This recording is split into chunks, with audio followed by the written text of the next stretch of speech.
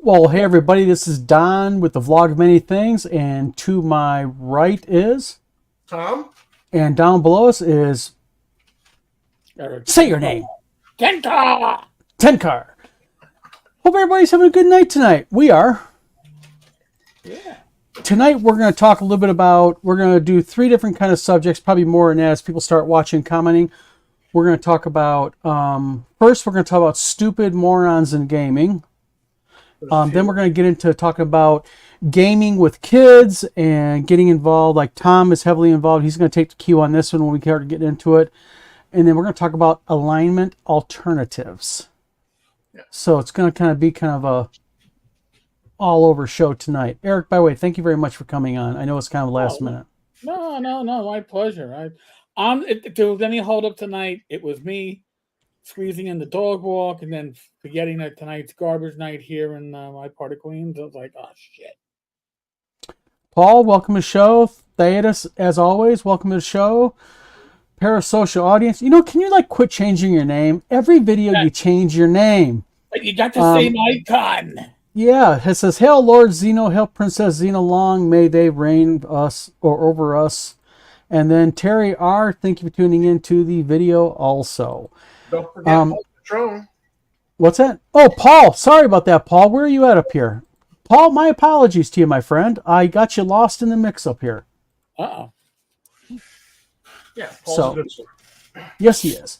Want to kind of start off with, as everybody knows, we have had Eric, me, and Tom have been the brunt, the spearhead. I'm trying to sound like really macho cool about it. You know what I mean? We've been kind of like Joe Macho Man. Yeah, basically. But we've been the target of an individual online who goes by many names. Eric, let's see, Tom. He of many names that shall not be named. Yeah, he's got Vagina Man, VGAPMI 1895. I named He's him got that. what's that? I named him that. Tom named him that. So we got VGAPMI. We've got Mario Real. Mario is back. Mario 77. Mario 77.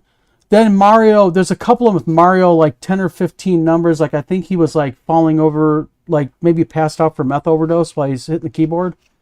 There is Chad's Revenge, which I think Chad's Revenge is actually a really evil guy who likes to do DMing a lot. Don't ask me. I think really you're right. Yeah. And Close. yeah, so I don't know, but I can guarantee we don't pay for subscribers here or followers. Parasocial's got a nice name here. If you want to click on that. He, the deck of many deckheads. You know what?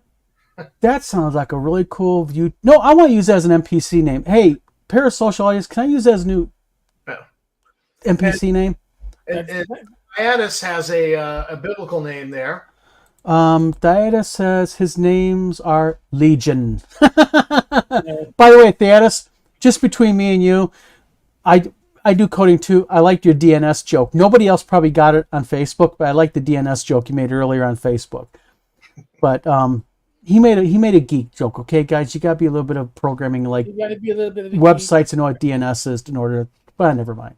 I'm doing my mouth off. But so the latest little bit that Mr. VGAPMI did is the other night me and my wife got on, did a video. And I'm posting this with my wife's permission because my wife thinks he's just an asshole, just like I do. Let's see. Thais says, "Thanks, Don." And then says, "Oh, man, I love it when anything I come up is used by fellow gamers." So let me show you guys his comment that he made. And I find this comment actually pretty poetic given the situation with mugshots and other people's situation happening right now. But let me pull it up here real quick. And this is what he posted. He posted, "Nasty looking woman. This is even a new low for you, Don the Con." Well, now, can I interject? Absolutely. A little piece of wisdom here. People who live in glass houses should not throw stones. Yeah. I just want to say. I'm not saying I know what a crackhead looks like, but I know what a crackhead looks But like. you know what the crackhead looks like. Yes. But basically, these are some of the other comments he's made. Tom, this is from your video. He said, this is about a week ago. He said, "So you're going to be at North Texas Scam Con?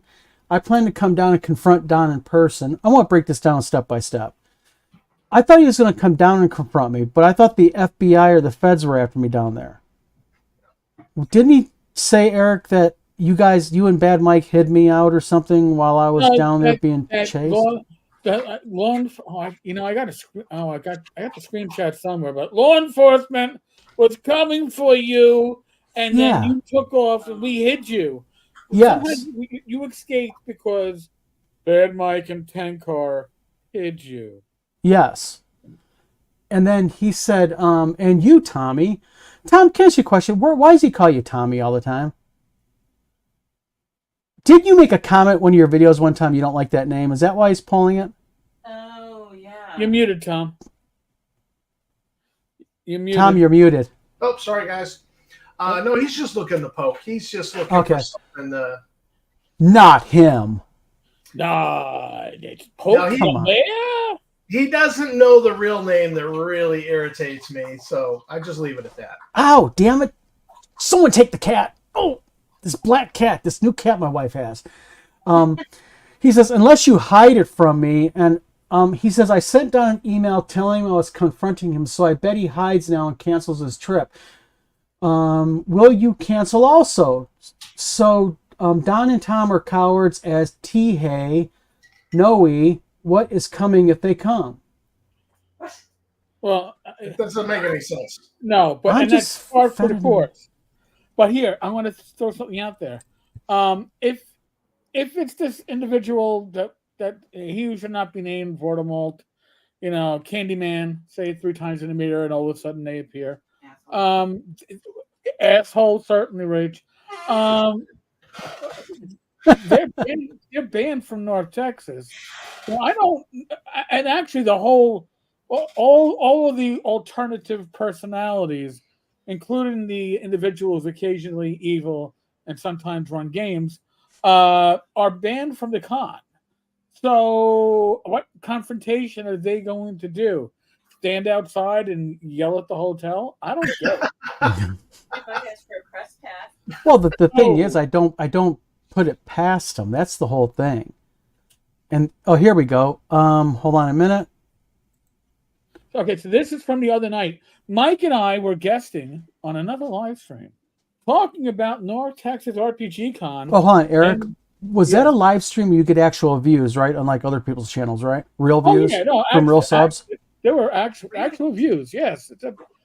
Vagina Man came on, and Tenkar and Bad Mike talk about their support of criminals and those who stole from TSR Hobbies. By the way, hobbies should be capitalized. I'm not trying to be a college professor here, but I would have lost something on my grade for not capitalizing hobbies. I'm sorry, Vagina. You're going to lose some points too. Actually, I think in the Lower Lenassian to English dictionary, that's proper. Capitalize hobbies. Axe. I guess they're from Brooklyn. Axe, like the aliens. Axe your mama. Axe. By the way, this individual likes to make demands. Do this. You know what? When you're behind bars, you'll learn to obey commands too. Just saying that one goes with the other. Hold on, man. Let's see. Phil Gamers. Scott Mulder says, "Hello, team." Scott, thank you for coming. And Big Vic.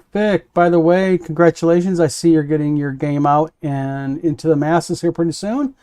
The Big Vic says, "I'm surprised YouTube doesn't have a mechanism to get rid of trolls like this."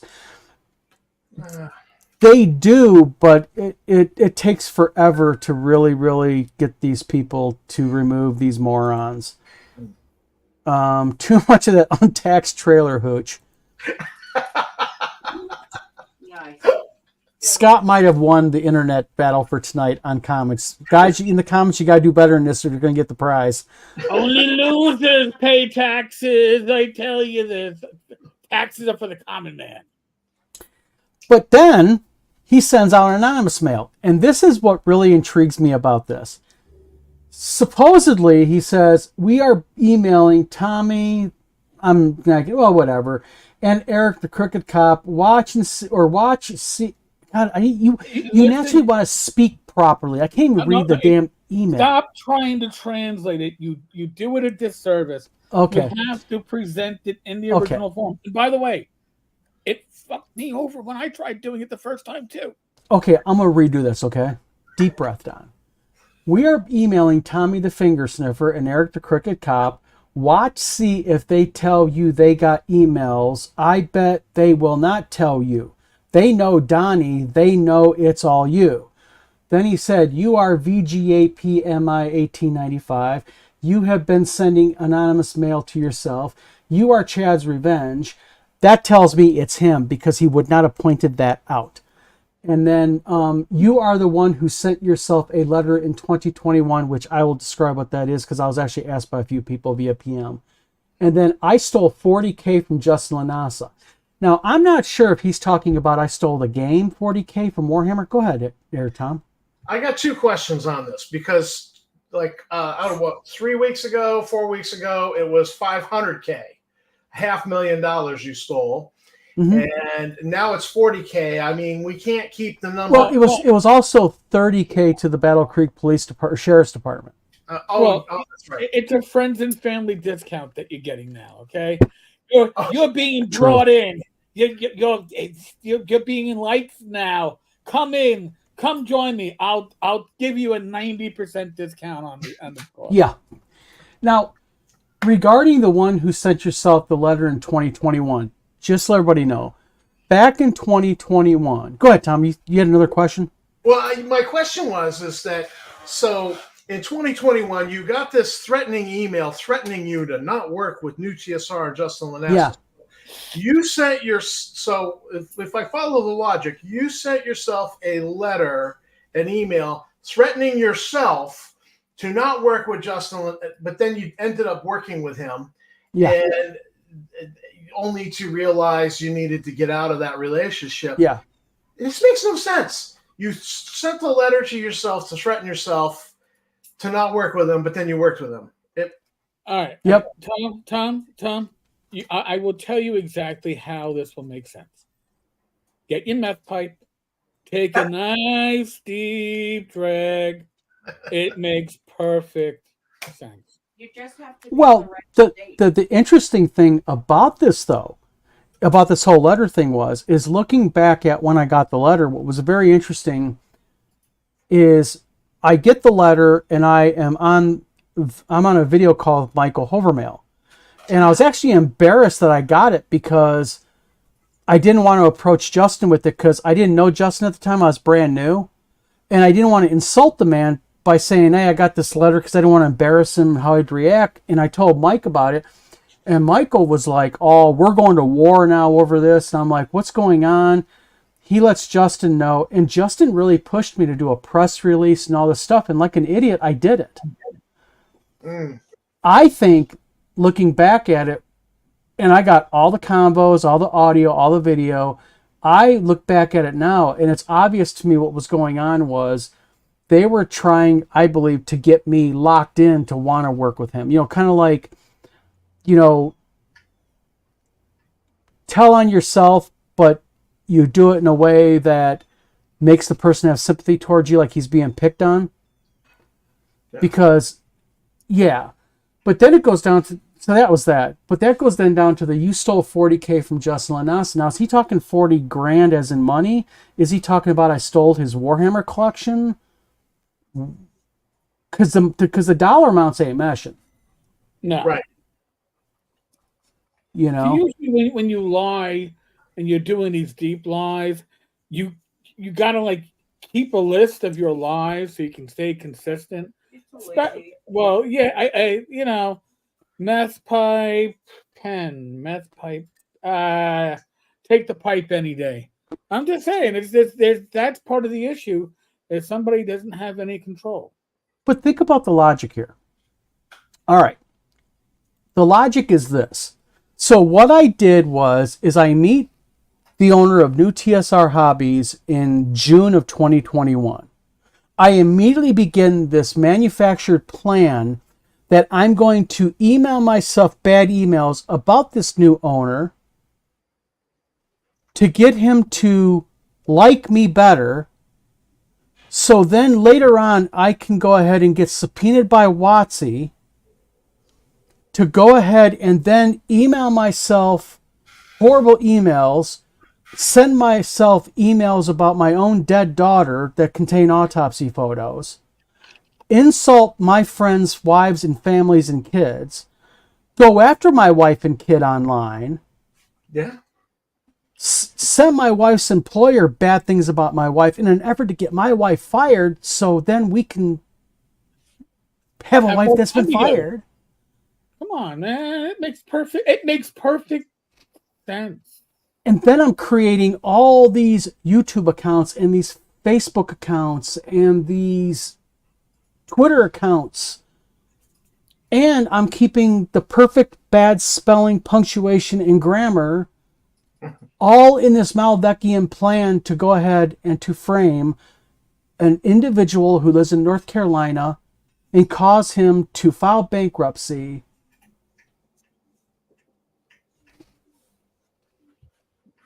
Are you sure you're not the evil DM?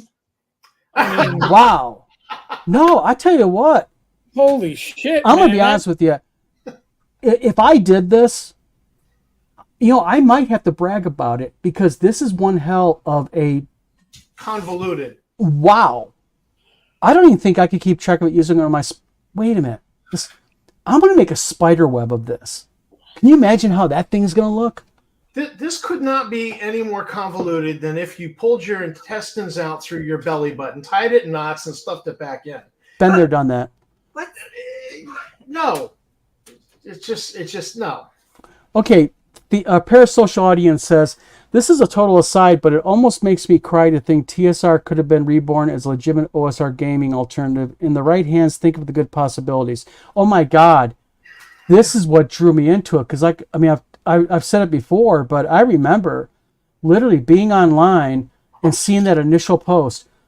TSR is back. Old school gaming is back. I'm not joking. I went out in the living room and was like, Tina, you ain't gonna believe this shit.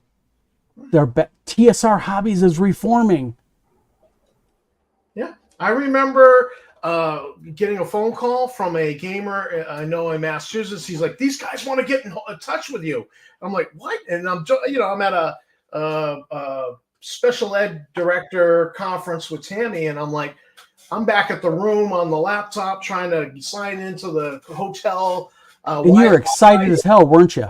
Oh my goodness, I came back at lunch and I thought we won the lottery. Well, yeah, I thought Star Frontiers was going to be, finally get an update, a version 2. It never got a proper version 2. And so jumping through hoops, and I finally get in touch with somebody, and they're like, yeah, don't call us, we'll call you. And I'm like, what? But I think that was Yak that actually said that. No, it was Hovermail probably. Yak actually did not get involved with TSR anything publicly until the whole Deinhardt fiasco. Okay. And then Yak stepped in because Deinhardt was the brains behind all of the URLs and the social media accounts. And that's when him and Deinhardt split, Hovermail was just trying to get in with the company. Right. So because Deinhardt was fired, they needed Hovermail to take over social media and marketing, and then they brought Yak in because Yak knew the back end, how to do websites and all that. So Hovermail said that to me online through a name, but then on the phone he's like, yeah, we really, got to have you sign an NDA, and so he's saying one thing to me on the phone and something else to me online. It was just this cluster screw up. Yeah. Well, I think what, and I think time, my book goes into great detail about this, but the documentary, the actual hour and 45-minute documentary about this fiasco is really going to go in detail about this, because this was a very critical time with the entire ordeal here, because that was at just the start. And like when I first contacted Justin, there was the whole thing that Larry Elmore's doing Monster Manual 3 for him. There was Larry Elmore's doing Monster Manual 3. Jeff Easley's doing the new Star Frontiers Reborn. I think it was called Star Frontiers Reborn was the initial iteration of it. That was what they were going to do first. They had licensing from Wizards of the Coast to do Star Frontiers, they said. And that's when it started falling apart a little bit, I think. Back in late November is when they first mentioned the licensing, because I was like, then why are you suing them? Why are you planning on suing them if you got a license from? Because they're going to yank your license. They contacted my editor-in-chief at the Frontier Explorer, and they said, we're licensed. And he said, all right, show me the documents, and because they wanted to take over the Frontier Explorer magazine. And he said, sure, show me the documents, and we can talk. And then they never did. And I heard eventually that a comment had come from one of the principals that these assholes think they own Star Frontiers. And so that... they were going after Eric. You early on, weren't they, Eric? Well, I saw that the Ernie post about the TSR logo. The TSR trademark was abandoned on the side of the road. And a good friend, upon Ernie's advice, was able to pick it up and bring it back to life. And I was covering, because initially the trademarks that were reserved were in Wisconsin. And if anybody knows anything about trademarks, and I know a little bit, not a lot of it, just a little bit, state trademarks are essentially worthless.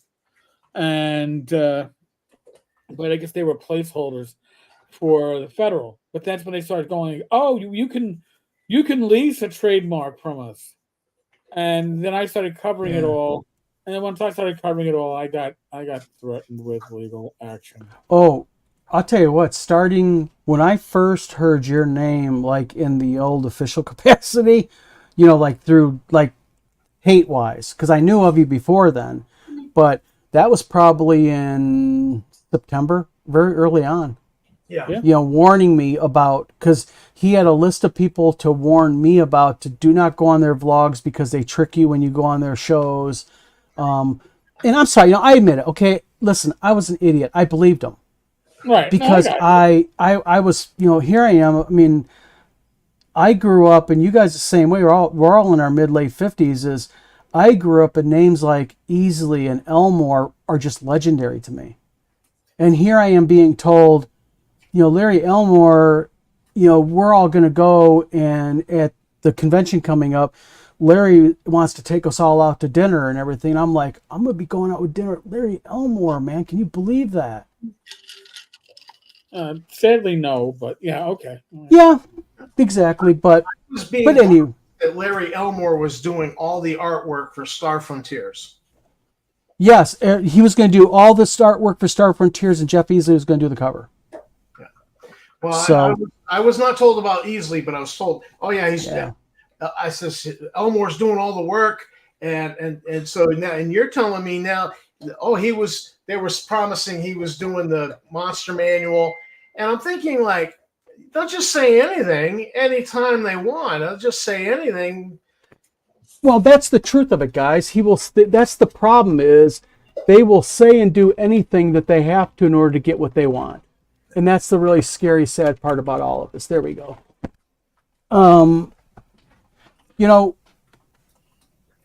That's like this stuff happening right now. I think the problem here is, hey, Johnny D, thank you for tuning in. And I want, if you guys disagree, I'd love to hear the counter argument to this. But my thinking is the reason why these communications are becoming so flawed and fragmented is, no matter how organized you are, a lie is a lie. And you have to lie constantly to cover up the other lie, and that covers up. And I think he's losing track of his bullshit. Right. Yeah. Agreed. And the very notion, like with Eric, or even you, Tom, the very notion of one of us sending negative communications like nude, like AI adapted nude imagery and stuff to our wife's employer in an effort to get him to have a bad name is absolutely ludicrous. I mean, it's like saying, I'm going to chop my foot off so you can't chase after me. Yeah. Just makes totally no sense at all. But so, any rate, but that's basically what's going on. Is just the yahoos that they are. They just can't get their lies straight. Well, Eric got a good video on this 2 days ago. I thought that was quite a good video you did. Yes. Oh, thank you. I listen. Again, we have suspicions as to who may be behind this stuff. Of course, do we know to the point where I can come out and say it was Colonel Mustard in the library with the fake email addresses? No, it was the Chinaman with the crack. But my question, but this proves a point here. Why will you not say that, Eric? Why are you not going to come directly out and say it? Because you have integrity. Right. Well, no, according to the anonymous email that you received last month, I apparently believe in stealing blow, beating people to a pulp, and hookers in my car. Besides the fact, always hookers. Besides the fact that I haven't, driven a patrol. I was a sergeant, by the way, so I haven't driven a patrol car myself since 2002, and that's when I worked in Hunt Point. And yes, there were hookers, and no. Well, out of curiosity, I did make a Google search. I said New York City hookers in the 90s. Oh man, there's some desperate people in New York City, man. If you can find the HBO special, was the Hookers of Hunt Point? Hose of Hunt Point. Thank you, Rach. Hose of Hunt Point. Is this real? I mean, really, it's a real. It's real. It's real. It's on the YouTube now. Oh, it's on YouTube now. Oh, okay. It's called Hose of West Point. Hunt Point. Hose of Hunt Point. And a prison one. I can't remember what that was. The school. I met the school teacher that you're gonna see. She did actually put her kids through college by working the streets. So God bless her. I don't know if they had Stacy, who we considered the training hoe, because she was like their mother. No. You're being serious? Yeah. No, there's a whole culture. There's a whole culture. It does exist, and Hunt's Point was it was rocking, and no, as I live and breathe, no. I'm sorry, but we're literally talking about this. I'm looking for an image for everybody. Okay. And I end up coming up with, I got to show this picture. Eric, my apologies, but we'll all go ahead and get this. By the way, this is not a safe for your work image. It's not nudity or nothing. It's just funny. Speaking of, this was one of the alternative cards that was sent to me, pulled off from Discord. Eric, I present to you, sir. Tenkar Anus Smasher. Ooh. Hey, that wasn't in my set, damn it. No, it wasn't. But there's still hope. It could possibly be in the new version of the game. You never know. That's a limited edition collectible, folks. If you can if you come into possession of one, you bring it to a convention, I will be happy to sign it. God. I'm sorry, the idea of Mr. Tenkar, can I get your autograph, please, on my card here? Your Tenkarian Anus Smasher card. the midnight auction. Oh yeah, that's like I wonder if we could get that blown up for the midnight auction at North Texas. Oh, think that could I can raise- make a massive card out of it. I think that could. For Oh the my midnight God. auction, that would be awesome. That would be. Oh my yeah. I guess I'd have to be the one holding it up and dancing around with it. Like, everybody get a good look. We'll put Devil Horse on. The bidding on that's gonna go No, high. we're not wearing Speedos for it, Rach. I don't know. You might be able to get quite a bit of money out of that one. Now that would be kind of hilarious. That would be hysterical. Oh, no, So I want to comment on this. Knock yourself out, Tom. You take the lead. I gotta find something here for you guys. I think Shakespeare had it right when he said, "Methinks the woman doth protest too much." That when somebody makes such a big deal, and they're so obsessed with pedos, anus smasher. I really think that this is their subconscious leaking stuff out. This is just Vagina Man telling us what his problems are, what his fetishes are, and what he hopes for. That's what I really believe. That Shakespeare had it right. Yeah, no, it's certainly something along those lines. Whoa! He knows what's We were gonna get a screenshot up there, a screen share. You're getting a screenshot here in a moment. Okay, Don was teasing. You tease. Well, it goes back to talk about Ernie Gygax. And there was confusion about his real role in the Dungeon Hobby Shop and TSR. And I have been corrected more than once online by people very vehement going, don't run your mouth unless you know what you're talking about. That was one quote. Okay. I was also told that no, Ernie never was a part of a partnership or anything of the Dungeon Hobby Shop Museum. That's all bullshit. That's basically the Samora crook doing it. But I present to you, when it comes from the horse's mouth, you cannot argue it. This is a post made September 7th, 2021 by Ernie himself saying, high school gaming friends as well as members of the orchestra Jeff Duck Leeson and Ernie Tensor Gygax, 2 of 3 partners in the Dungeon Hobby Shop Museum.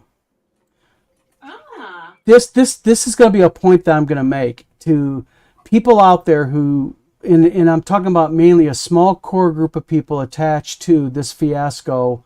I have, as my friend Eric likes to say, I have the receipts. And I have it all. And if you're going to call me a liar online, I'm going to prove you wrong. What's that? You remember the the phone conversation that Ernie had? Where he with Scott, where he's talking about trading shares in TSR the Dungeon Hobby Shop Museum. So now, if you've got shares, which, by the way, in the bankruptcy case, that apparently never came up, but if you've got shares, that means that you are a part owner. That's right. Well, shares were the big discussion among Michael Hovermail, Ernie, and Duck early on in 2020. Well, the fall of 20. Early on when I was involved with them, and the idea was when they start talking about divvying up shares, there was a question made by Duck and also Hovermail going, wait a minute, you guys are doling out my shares without my permission or my say so. How can, how many shares are in this company? Because I wouldn't do it for shares. I was like, you're just going to pay me flat amount of money. I don't want a percentage. I want nothing like that. And thank God I did it, you would have been screwed. Well, I've already got screwed to the tune of over $7,000, but, a Parasocial Audience says, on another tiny channel I follow, I was one of about 3 viewers to see their trans interview fiasco. Yeah, that was the one where Ernie, wasn't he, having that discussion? Yeah. Where he kind of stepped in it pretty heavy? Open mouth, insert. Yep. Anus. Johnny D goes, you get a lawsuit, he gets a lawsuit, they get a lawsuit, everybody gets a lawsuit. Thank you, Oprah. Thank you, Oprah. Basically. Jinx. Oh no, my dog's going to. It's under the chair. You all got something under the chair for you. Yeah, basically. It's just crazy. I don't even understand what they're doing. Johnny D says, forgets which lie he was told to who whenever eventually it's Pizdets. Hold on a minute. I don't Gotta know catch if up I've on heard it. comments. It's interesting. Scott, I love the new pilot you come up with. And then Calvinoni, thank you. Do they have teeth? Not I think he having means the teeth is a hookers. selling Yeah. point. I'm telling you right now. It could They be a would tell selling you. point, yeah. I'll take out my teethuses. No. Do you get like a bonus for that? Like $5 more? I don't know. Calvinoni has a pornographic memory. So do a lot of us. Not me. Blue DM, Blood M, thank you for tuning in. He says, make it like one of those North Texas RPG Con logo stands on the 6x6 fabric stand. Oh, those big ones? Yeah. I wish I could print 6 foot by 6 foot. That'd be awesome. Mm. We're all over 50. Anal linking is more and more a concern. Jesus. On the vlog of many things, we get into many things. But Even anal leakage. Name. anal leakage must be a thing. But Well, but basically he's been all over the place. But you know what? Enough of our good friend and fan Vagina Man. Vagina Man. Phenomena. Phenomenal. Vagina Man. Phenomenon. Ack. So also we wanted to kind of get into a little bit, and I know Eric has to leave here shortly. He's got a Discord hookup that or that didn't sound right, sorry. He's got a Discord hangout. You guys want to talk about kids in gaming or alignment real quick before Eric goes? Eric, your choice. No, that's not my choice. I'm the It is your guest. choice. You're the I'm honored the guest. guest. You're the guest. Okay, let's start off with alignment because this is more gaming oriented, and then we'll get in with the kids later on in after the thing. Okay, with me, I'm not a fan of alignment, and I've never been a fan of alignment in gaming. To me, it's too restrictive. And very early on, and I don't know about you guys, but I got kind of a thing from GURPS, and that is I changed out alignment for quirks, character flaws and such. What are your guys' take on that, Eric, Tom, and what do you guys, like it, don't like it? Well, Our viewers, what do y'all think? When I did Swords and Wizardry Light, one of the first things I jettisoned was alignment. Mm-hmm. And I jettisoned alignment not because I necessarily dislike it, but it's a whole concept that you have to essentially teach, right? Because it's a gamified thing. So in one way, it's black and white, but in reality, what you think is lawful good as a DM, your player playing the paladin is going to think lawful good is something different, and it's up for interpretation too much. Yeah, It can be fluid or like situational. Yeah, no, alignment doesn't fall into that. So I've always seen alignment as something that historically, going back to my teenage years, if you were gonna argue over something in the game, DM the player, I don't think you're playing your alignment properly. Well, go F yourself. I know exactly how to play my paladin. Yeah. My ranger would kill all the orc babies. It's like, well, I mean, some of these knights who are what paladins were based off of from religious orders were not above just slaughtering men, women, children. Well, yeah, it wasn't. That's the other thing people realize. It's not like it's like they say the Knights Templar. The Knights Templar massacred men, women, and children. You know what I mean? I mean they did that too. Not all of them were the what do you call it? The Knights of the Round Table. And honor and integrity and all that. I just went to spam a lot. Sorry. Yeah. Sorry. But no, I like alignment. I like a general 3-point alignment system. Really? I like BX alignment, which was law, neutral, chaos. Explain it to people who don't know it, Tom. So first of all, for everybody who doesn't know, what is BX? Basic Expert D&D that came out in conjunction with AD&D at the same time. Now, Holmes basic D&D was actually a revisit of OD&D, the little books in the box. Mm-hmm. But BX, the Moldvay edition, was a whole new game, and they went with a 3-point alignment system, and moving away from that complicated 9-point alignment system where you had lawful good, neutral good, chaotic good, and then same with neutral, and then same with evil.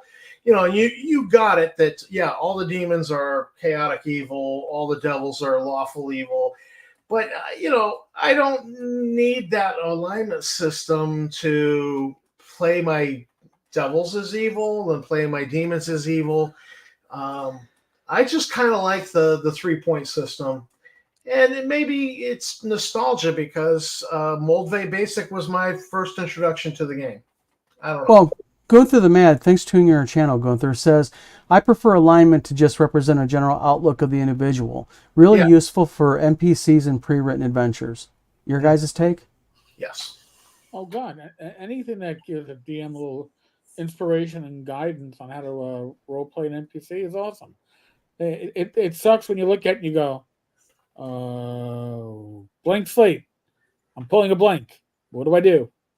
Give me a hook. I can run with it. Yeah, well, Terry, go ahead, Tom. Sorry. I was just going to say that, Don, you just 2 years ago wrote Haunted Ruins, a 1E adventure. Did you or did you not put alignment in there for the NPCs? I did put alignment in for the NPCs, Exactly. and the reason why I did that was because the Haunted Ruins is for 1E OSR gamers, and even though I do not like it, this kind of goes back to one of my unwritten rules of publishing: is you got to understand that you're not the audience. There's a much broader picture you got to fill here. Right. So if I was writing something for 1E, I would absolutely put in 9-point alignment, and I would think about those alignments too. I'd be very careful that I need this character to be lawful evil, not chaotic evil. I would invest a lot into it. Well, Terry R says, I like using codes of honor or personal flaws, quirks. And see, that's my whole thing. That's the reason why I like quirks, is because, and I know this is really drastic example, but okay, if I asked everybody on the alignment scale, what is Adolf Hitler? People would go everything from chaotic evil to lawful evil, that type of stuff. But think about this. Even Adolf Hitler would probably want to rescue his dog Blondie, early enough in his, world of hate that he did, if it was injured, even evil people have capacity to do good, although that good may be limited or focused.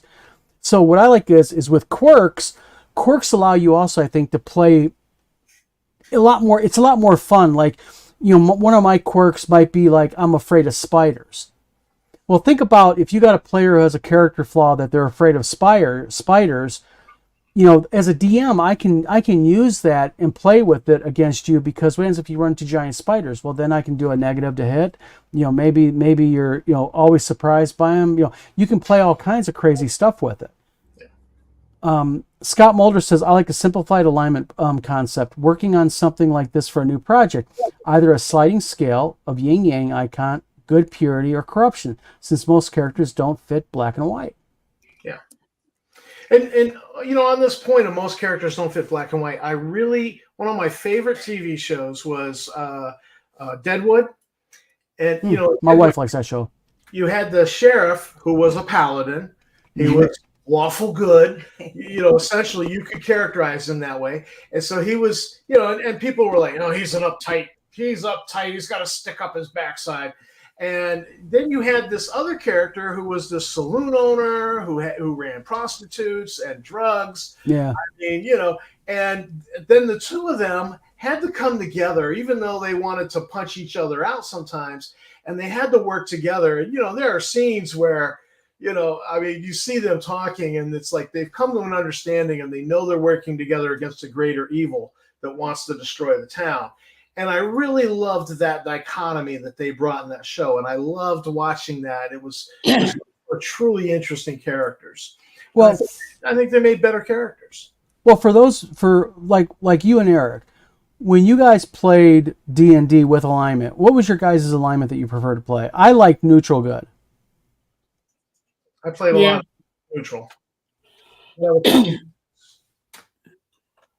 Neutral good, lawful neutral, stuff like that.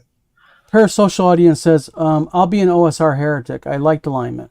I thought as a 12 to 13-year-old, it was a tool to help legitimately to make a character, not just play yourself.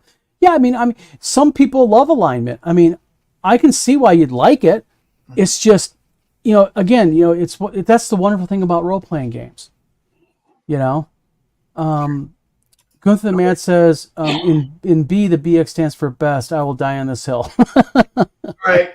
I'm starting to really like Gunther the Mad for that comment. Yeah, because after all, the greatest sci-fi / type of subject RPG ever, I mean, we're talking about ever made, was what? Star Frontiers. Oh, Star Frontiers? I was thinking about the other one. Traveler? I'm yanking Tom's chain. Space Master. Star Frontiers New Genesis. Oh, that was a Parasocial Audience also says, otherwise, young players especially don't have the ego differentiation to create something different from yourself. Well, yeah, I mean, again, role playing. How many times have we played role playing games where people weren't role playing? A lot. Well, I just played with kids, and I put a few things on the character sheets that some of them riffed off of and went crazy with, and they were clearly role playing, and it was funny. It was truly funny. Mm-hmm. Yeah, the thing is I just think that alignment, in gaming, and everyone can do it themselves. Of course, that's a beautiful part about gaming is we all can do our own thing. But like with Blades of Sorcery, alignment's not part of the game. So, and I'm just going to pre-warn everybody, one of my suggestions for the oncoming game will be try to implement some type of quirk system in it. But that's just going to be my hill that I'm going to try to stand on and wave my flag on. Sure. But yeah, and that's like anything else. Use it or don't use it. Toss it out if you don't like it. The golden rule of role-playing games, and this is something that really bothers me. I get really annoyed with it when I see experienced players in groups on Facebook going, well, I don't like this rule, so what do I do? And it's like, have you read the DMG? Have you read the appendix in the back, Appendix M? You know what you do? Told you remove it. Don't use it. Change it. What's that, Tom? I said Gary told you what to do. Yeah. What are you drinking? This is some homemade Fireball whiskey. Oh, that's it. Oh, no. Homie, don't do Fireball no more. Nope.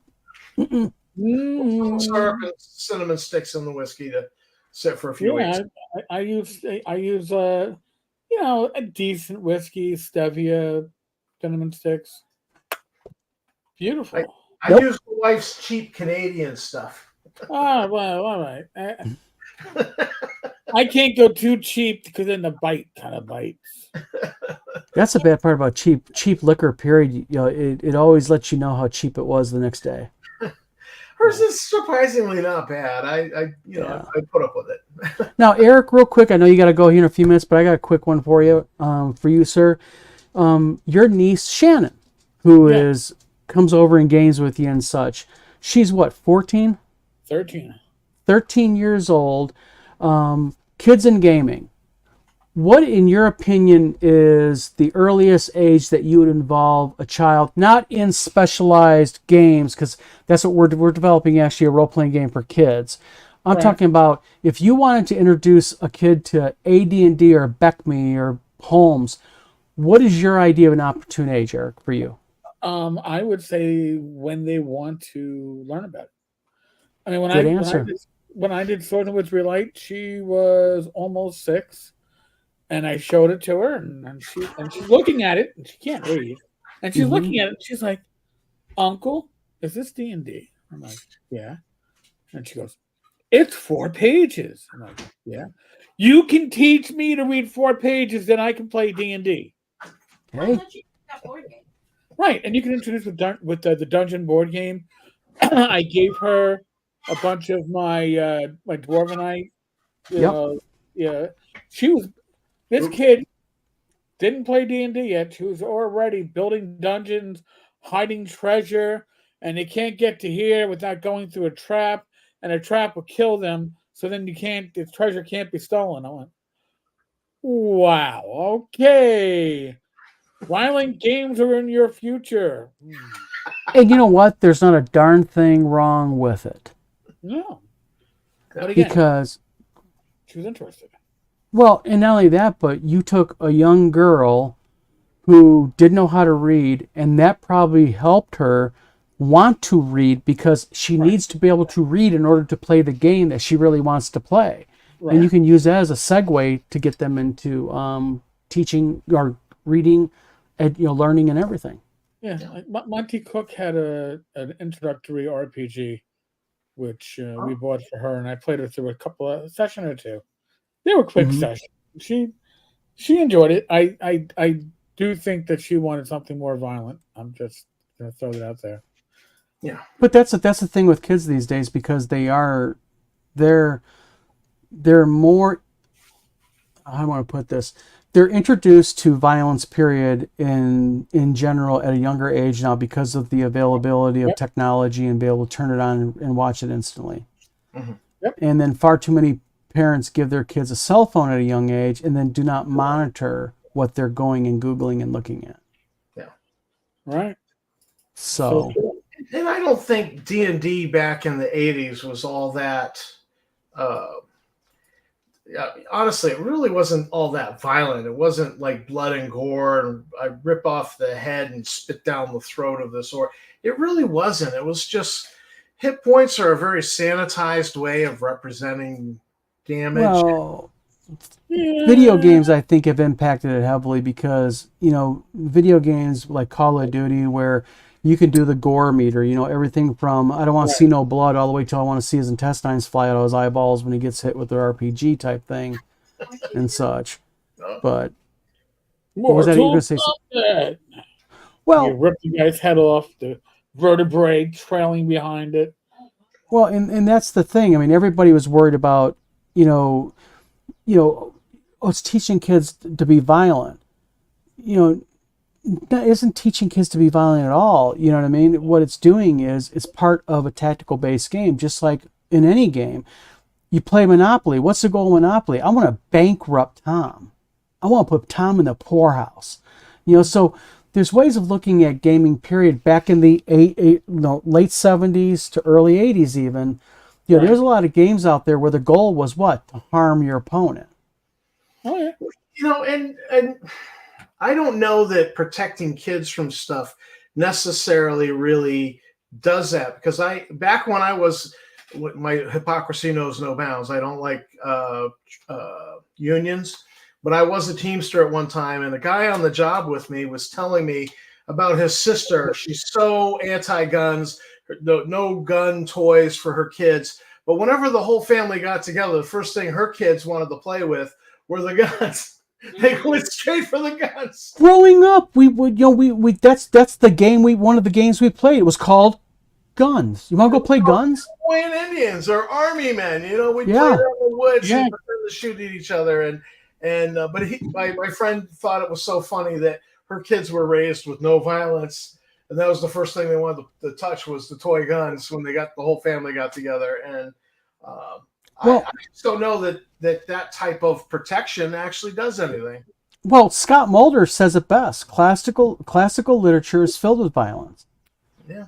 Like I remember very early on, in the UK in school, we had to read Robinson Crusoe in order to do a book report. It was just a little gritty book about that thick. And I remember, they had the word Negro in there. Well, that's been scrubbed now out of books. And it had things like, the slave trade and talking about the slave trade. And we've all read, the original, we know the things that were in there. And it's kind of funny that type of content these days people are so in an uproar about, but they'll have no problem giving their kids access to something like Snapchat, where basically your messages are secret, they get dissolved, and you have no way to track what pedophiles are trying to get to your kids. Right. You know, but yet don't have a book, a classic literature book with, you know, verbiage in there that now we have deemed that you can't even say it because you're somehow be bad and you're somehow a racist or anything.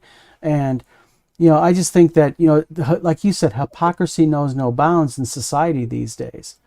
Parasocial Audience says, my other heresy, D&D is really anti-religious. How many times do adventure writers justify slaughtering people because they worship another god? Cult membership.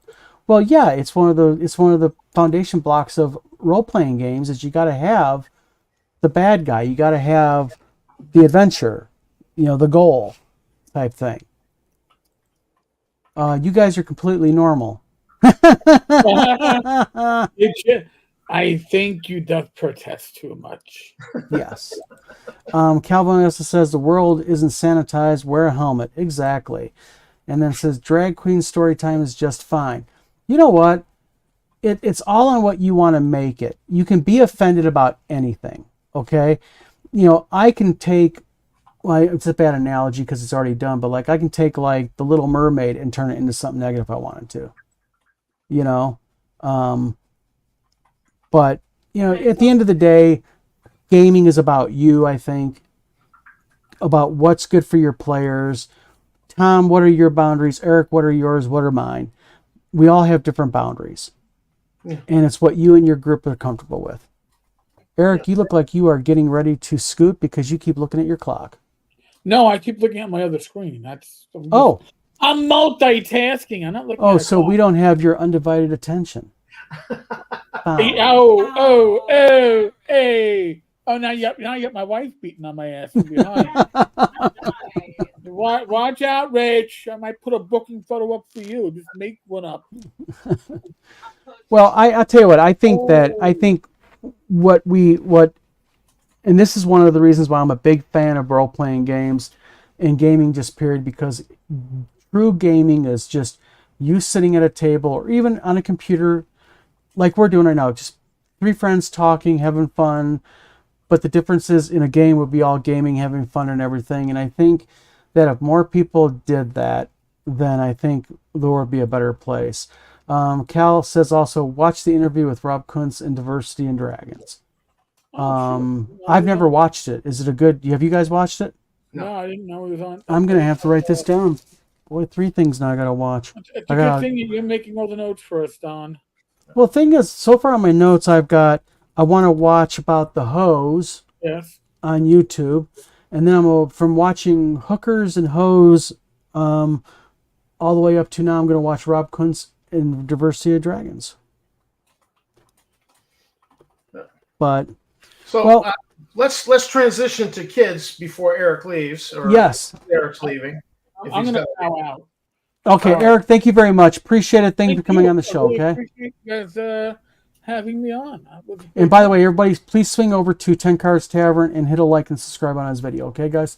Yes, please. right here, right now. All right. Eric, Right thank you, here. sir. Yep. Thank you. All right. And we've got... Okay, Tom, take it from here. This is your I volunteered, the paraprofessional at the local school who runs the D&D club there. I was like, hey, you know, I'd be happy to come in and help out. And, you know, she was like, oh, great. And then like nothing. And a week ago, she goes, you volunteered. So here you go. And they were having a field day. And so it was basically going to be like almost a 6-hour D&D session. And she knew that I was into sci-fi, so she found this D&D 5e sci-fi adventure. I didn't think it was very good, but she found it for free and gave it to me, and I'm like, I think I can do something a little bit more fun for the kids. Mhm. And so I adapted real quick. I'm not ignoring you. I'm looking for something for you. I adapted Star Frontiers to 5e rules and had like a total like a brain explosion where I went, oh, this is how I would do that. And so it was an incomplete adaptation, but I kind of was like, oh, I got the total skill system ported over and the Okay. checks and so I did that for the kids because I knew they knew 5e, and that would just be easiest for them to adapt. But you know what?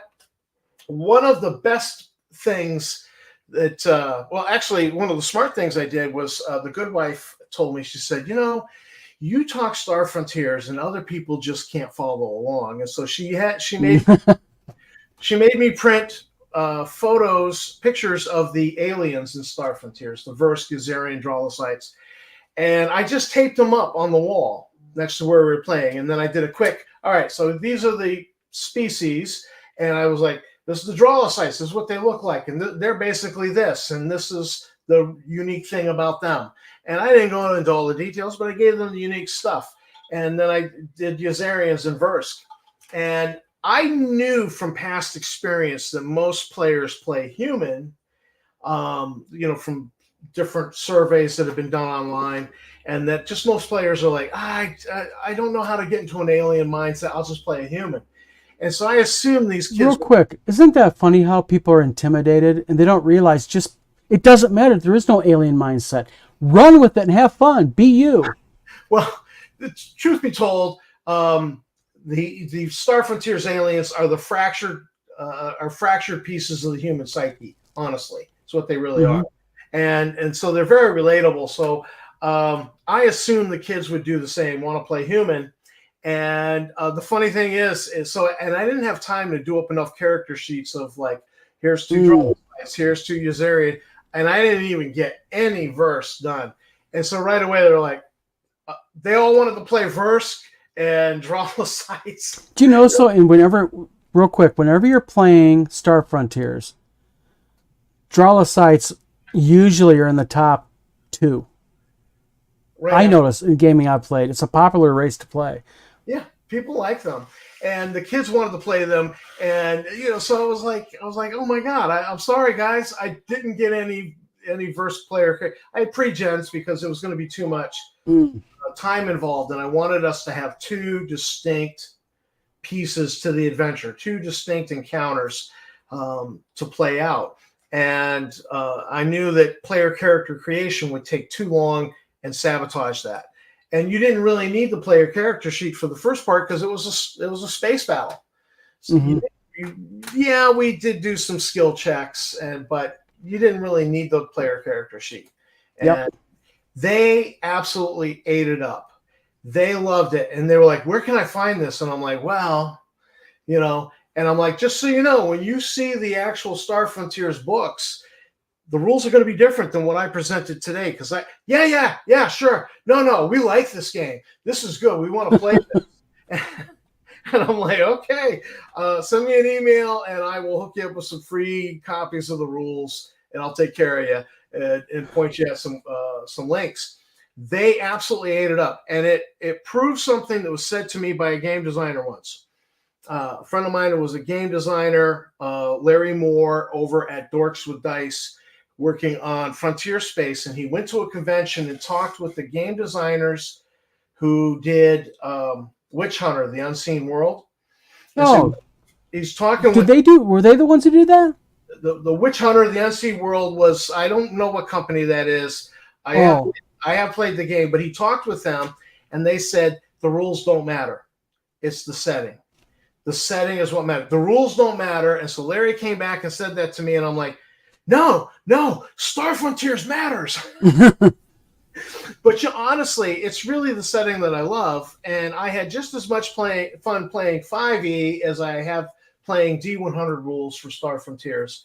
Really? And, yeah, we had a blast, and the kids did funny, unexpected things like, because Drolocytes are jokers, I put on one player character sheet a whoopee cushion, and so they're boarding this ship, and you made it fun for your players. Well, i.e., you're being a DM. Well, that was just in character for the race, so I put it in there. We'll see what they do with it. So they're boarding the ship. They hot wire the airlock. It opens, but one of the pirates throws a smoke grenade. Wait a minute, stop, real quick.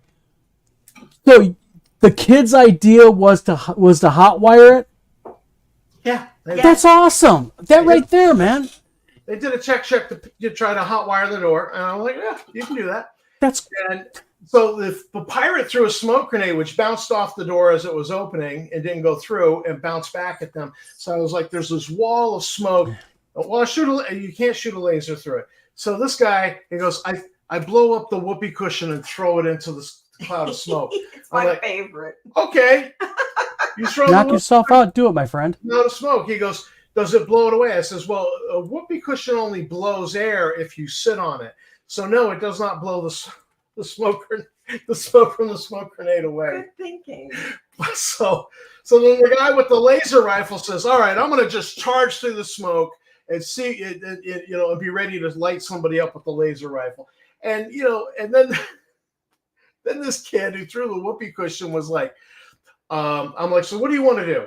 Everybody else is in combat. And he's like, I want to pick up my whoopee cushion. I'm like, fine. You spend a turn picking up your whoopee cushion because you got to reach around in the cloud of smoke to find the whoopee cushion. But think about what you're just talking about. You're talking about a group of kids who never played a role-playing game before in their life. And No, look how quick. They play 5e. But they've Oh, never, they play 5e? They've played 5e. They never. What grade? What age range are we talking here?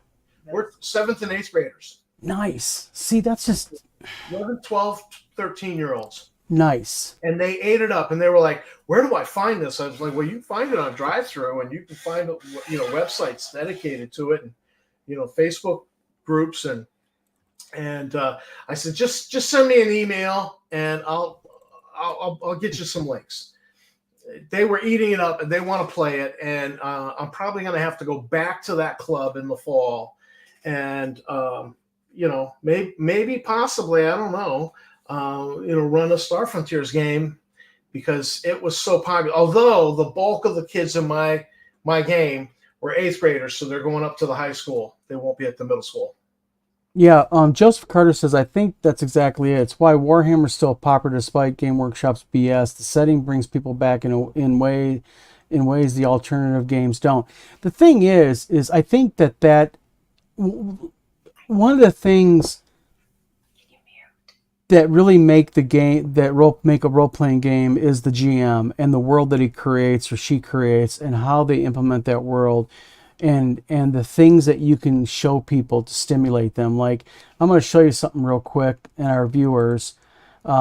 This is actually this is a ship that I drew, and this is going to be for one of the sci-fi RPGs, but it's called the Gazetteer. It's a long-range space cruiser, research vessel, and I get like domes. What's that? Those circles with the hexes, are those domes? No, what they do is they create a magnetic field to fold space. That's how it travels. It can fold space together for long range space travel. It's a gorgeous ship, by the way. Thank you. And what I'm going to do is I'm actually 3D modeling that because I'm going to make actually a 36-inch long resin model of it. Oh. I'm going to print it. But Well, I would buy a little 3-inch miniature and put it on my wargaming table. thank you. They're going to be made. Yeah, that's all I want to do. But that's the whole thing. You got to make it interesting for your players. And it sounds like that's exactly what you're doing. Well, what I actually did is I did a lot of adaptation to Star Frontiers because I thought True. that what we needed was the classic Battlestar Galactica, Oh, yes. Apollo, the classic. And they were called warriors, and they would strap on their Viper, and they'd go off, Yep. and then they'd land, and they'd do stuff. I thought that's the game to bring to a bunch of 12, Yeah. 13-year-olds. So I like, they were all mercenary fighter pilots taking out fighter craft. And Yep. I said, the best dogfight game I know is Wings of War / Wings of Glory. So I adapted those rules. Mm-hmm. Nighthawk's Star Frontiers battle.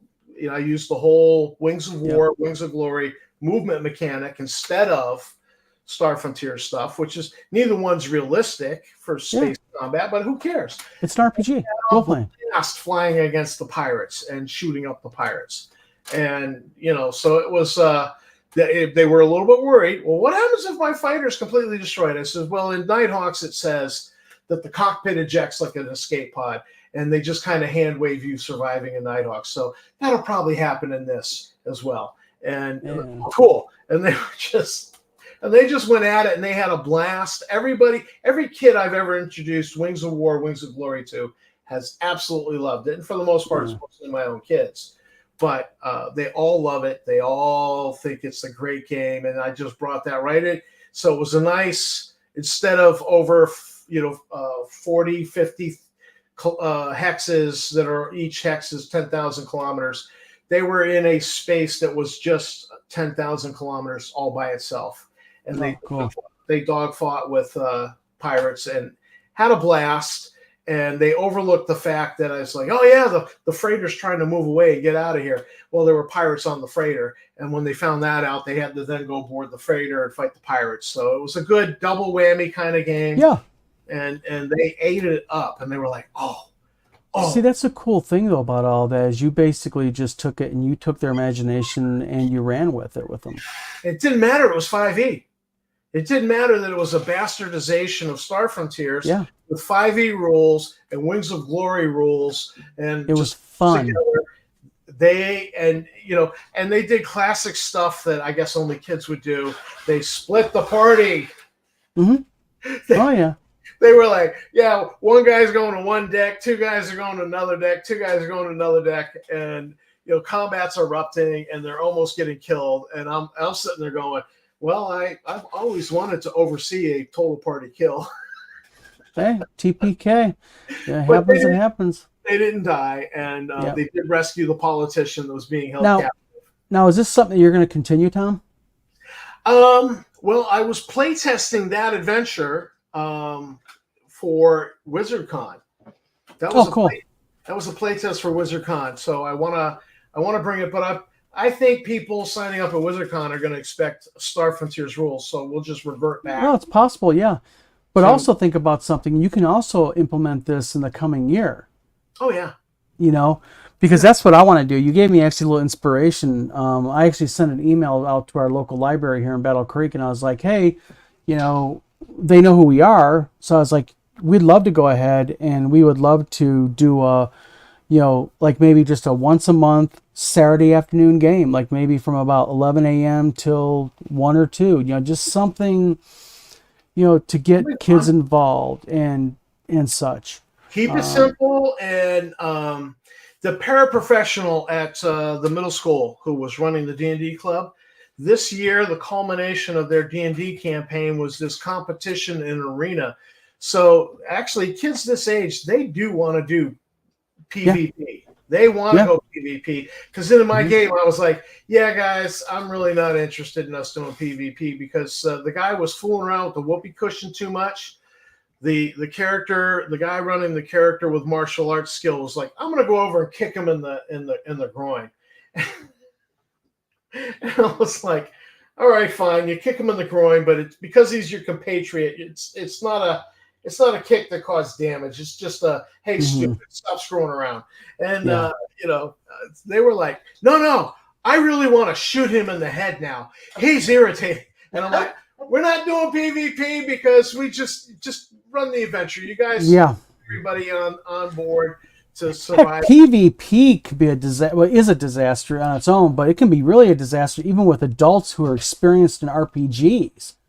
Well, what this paraprofessional did for the D&D club was they were having this arena thing, and so they competed with each other in the arena, and it was like a March Madness, so you advance because you beat so and so, and now and they were going to declare like a winner for the whole club. And I thought, well, that's pretty cool. And then one kid went and got online and did some maps for the arena that he printed up, and so they had these arena maps, cool, and they really got into it. And you have like two kids who don't like playing with everybody else, so they just play by themselves and they do their own thing. And so I think she had as many as 20 kids in the club this year. Oh, nice! And which was what led me to go, hey, I'd love to help out. And I thought she forgot about it, but then at the last minute she goes, "It's field day, and you volunteered, so Mhm. here you go." Well, I encourage everybody watching this and everybody who's in the chat right now is, for those of you who have kids, or better yet, for those of you who actively play any type of role-playing game, doesn't matter if it's D&D, Traveler, GURPS, whatever, ever think about maybe just reaching out to a local library, or for those areas that have a Boys and Girls Club, because we still have those local in Battle Creek. Reach out and maybe, keep in mind, I hear all the time people online going, I don't have a group to play with.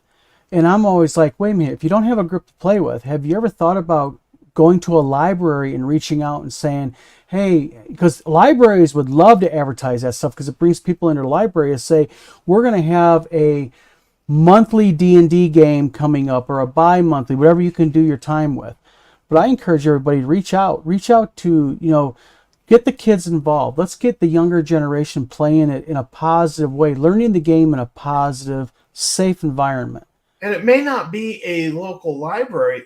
We have a new store in town called D&D's, because the two owners, their first names begin with a D, so it's D&D's, and they put a D20 on there.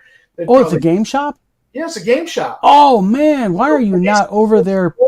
They sell some miniatures. They have these really slick tables that are actually hinged to the wall, and so normally it's just a fold down table that you could sit 8 people around. But then if you want it to be a wargaming table, they got this table that's hinged and stuck to the wall that slaps right down on top of that, and you can wargame if you want. And then they've got 2 private rooms for a nominal cost. And if you need 3D miniatures printed, they'll do that. They got one charge if you just want to get your miniature into a batch, or if you want to just say, all right, I want to pay for the whole print run.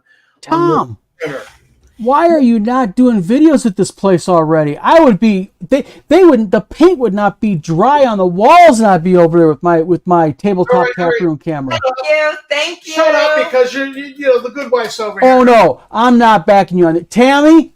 Yeah. Get on his ass. I have tried, and he's like, I said, oh my gosh, tonight it's Friday. I bet it's going to be a great group. Oh, it's probably going to be. Oh wait, tomorrow night's Friday, isn't it, Tammy? I'm like, seriously. Tomorrow night, right, Tom? You're going to go over there tomorrow night, right, and do a live, right? No, I'm going to be drinking wine after the last day of school. Yeah, last day of school. Excuses. But no, he's got to get there. So, actually, it's not the last day of school, because they're probably going to show up on Monday and Tuesday. Calvin only says, cool, I want to be there. Well, Cal, maybe some of us could be there by proxy if Tom would do a video. Well, you know what? I saw Scott Mulder said WizardCon with all those exclamation points. I'm going to run 2 games at WizardCon, and I think I talked to you about it. Yep. One will be a space combat, and then the second will be, aftermath of that space combat. That'll be more Alpha Dawn action. Yep. Well, we're going to address something that Scott also said here in a moment. Let's hit this real quick. And so if you play in both games, you can use the same character right through and get experience if you want. Yep. I'm gonna explain something going on with this real quick because people deserve to know. But real quick, Terry R says a local library around me used to have an RPG night every second and fourth Thursday. Oh, absolutely. Cool. And there's no reason why those can't be fired back up. Most libraries, another place to do it, it won't involve kids. But a good place is if you got a new brewery in town, like a little microbrewery. We have one in, my wife found it online. We're actually going to check it out this weekend. They are a gaming and brewery. You go in, you can rent games, they've got drinks named after games, all kinds of cool stuff. But real quick, Scott Mulder says this: I hope that certain troll stops messing with the venue. Your con is very important, as is a chance to get my daughter and grandson to Michigan together for the event. Long story. You know what? This is me and Tammy actually kind of chatted online via PM about this about a week ago. But the event, it is being messed with. It's being messed with heavily.